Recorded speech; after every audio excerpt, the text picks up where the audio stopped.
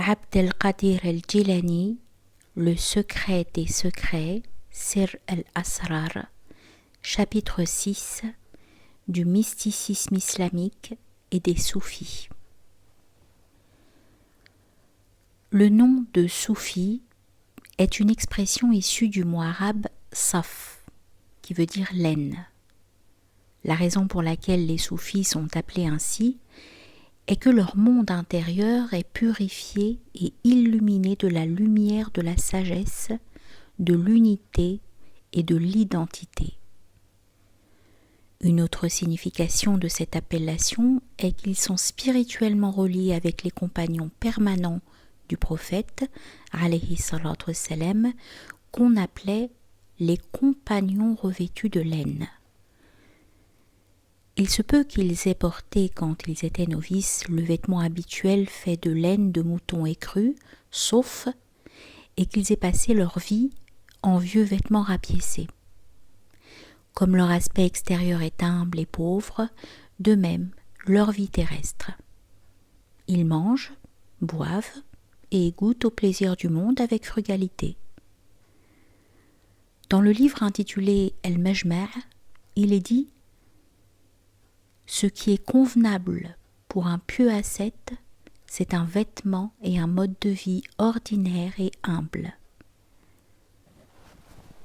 Bien qu'il puisse sembler peu attirant pour celui qui est attaché aux biens de ce monde, leur sagesse se manifeste dans leur manière aimable et délicate, qui les rend attirants pour ceux qui savent.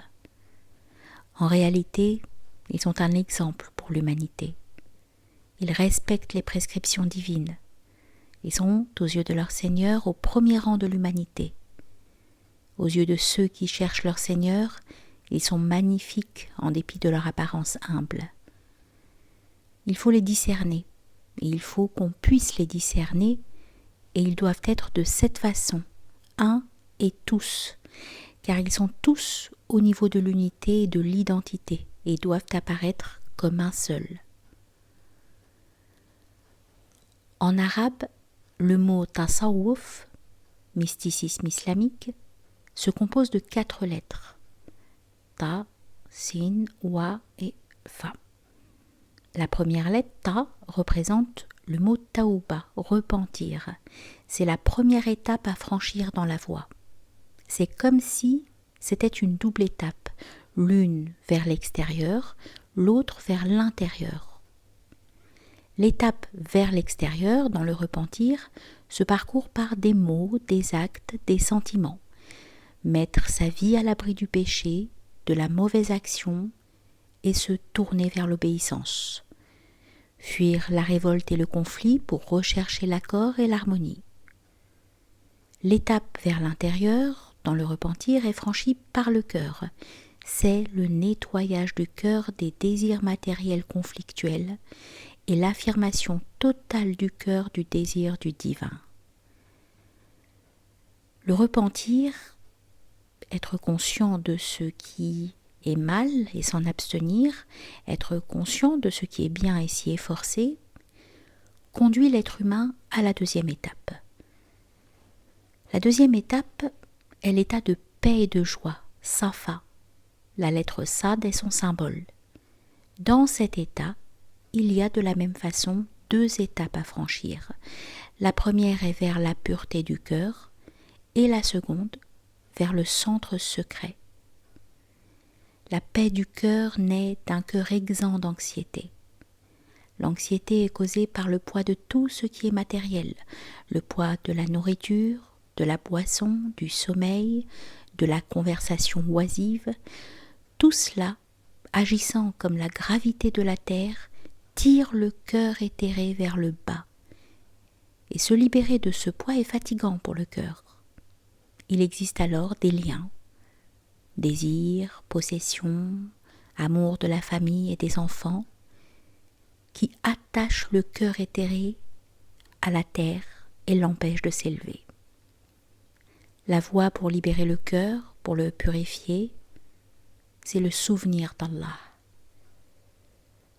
Au commencement, ce rappel ne peut se faire qu'extérieurement, en répétant les noms divins, en les prononçant à voix haute afin que vous-même et les autres puissiez entendre et vous souvenir. Quand ce souvenir de lui devient permanent, le rappel s'enfonce dans le cœur et devient intérieur, silencieux. Allah dit « Les vrais croyants sont ceux dont les cœurs frémissent quand on mentionne Allah. » Et quand ces versets leur sont récités, cela fait augmenter leur foi.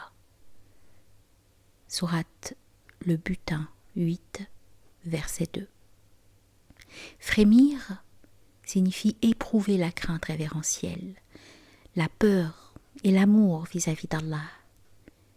Avec le souvenir et la récitation des noms d'Allah, le cœur s'éveille du sommeil de l'insouciance, se nettoie, brille. Les formes et les figures du royaume caché et invisible se reflètent dans ce cœur. Le prophète, que Dieu le bénisse et lui accorde la paix, dit « Les hommes de connaissance parcourent et examinent les choses avec leur cerveau, alors que les sages sont intérieurement occupés à nettoyer et à faire briller leur cœur. » La paix du centre secret du cœur est installée en nettoyant le cœur de toute chose et le préparant à recevoir uniquement l'essence d'Allah qui pénètre dans un cœur quand il est embelli par l'amour divin. Les moyens de ce nettoyage sont le constant rappel intérieur et la récitation par la langue secrète du témoignage divin de l'unité. La ilaha illallah. Il n'y a de Dieu qu'Allah. Quand le cœur et son centre sont dans un état de paix et de joie, alors la deuxième étape représentée par la lettre Sad est terminée. La troisième lettre, Waw, représente Wilaya, qui est l'état de sainteté des amants et des amis de Dieu. Cet état dépend de la pureté intérieure. Allah mentionne ses amis dans le Saint-Coran. En vérité, les bien-aimés d'Allah seront à l'abri de toute crainte et ils ne seront point affligés. Sourate 10, Jonas, verset 62. Il y a pour eux une bonne annonce dans la vie d'ici-bas, tout comme dans la vie ultime. Sourate 10, Jonas, verset 64. Celui qui est dans cet état de sainteté est totalement conscient d'Allah, dans l'amour d'Allah, en lien avec Allah. La conséquence est qu'il est embelli du meilleur des personnalités, des attitudes morales et des comportements. C'est un don divin qui se répand sur lui. Notre maître le prophète, que Dieu le bénisse et lui accorde la paix, dit « Observez les règles morales divines et comportez-vous conformément à elles. » À ce niveau, l'homme conscient se défait de ses caractéristiques matérielles et temporelles et il apparaît habillé des attributs divins.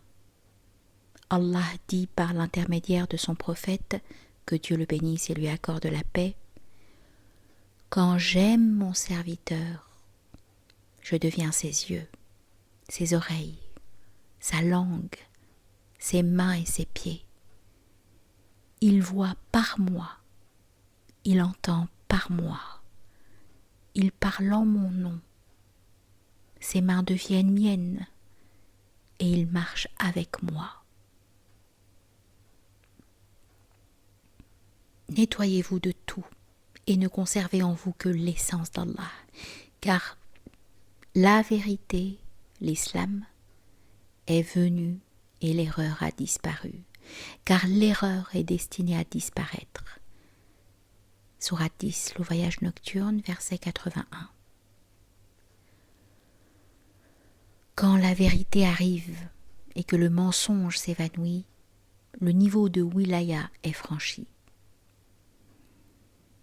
La quatrième lettre, le Fa, représente le fana, l'annihilation du soi, l'état de néant. Le soi trompeur se dissout et s'évanouit quand les attributs divins entrent dans l'être.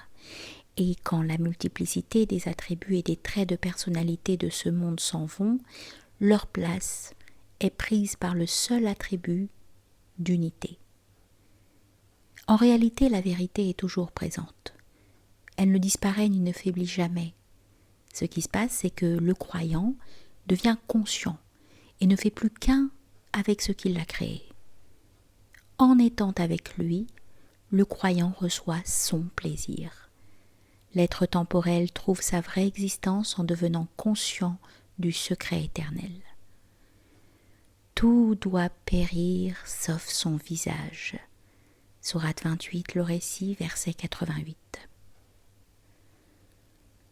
Le chemin pour réaliser sa vérité passe par son plaisir, son accord. Quand vous faites de bonnes œuvres par amour de lui, des œuvres qui recueillent son approbation, vous venez plus près de sa vérité, de son essence.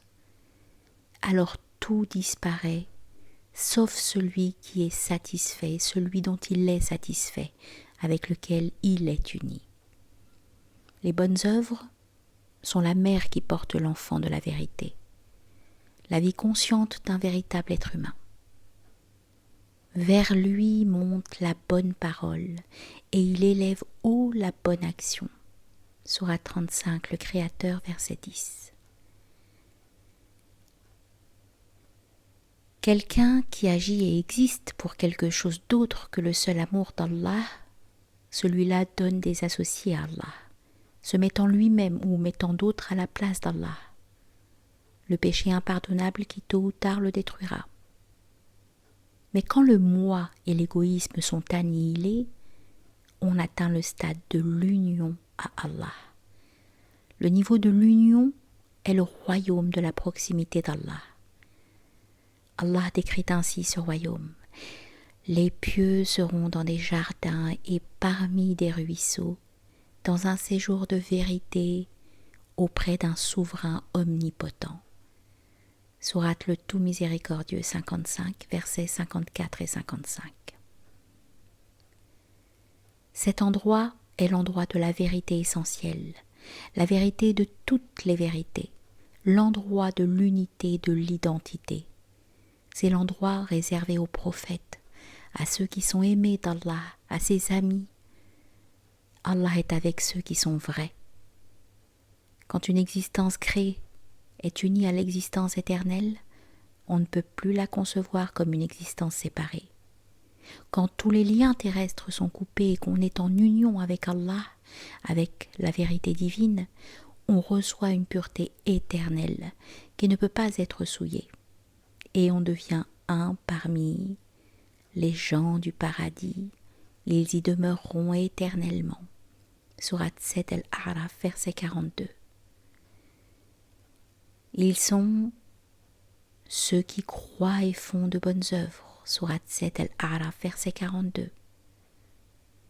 Cependant, nous n'imposons aucune charge à personne que selon sa capacité. Sourate 7 Al-A'raf, verset 42. Mais on a besoin d'une bonne dose de patience.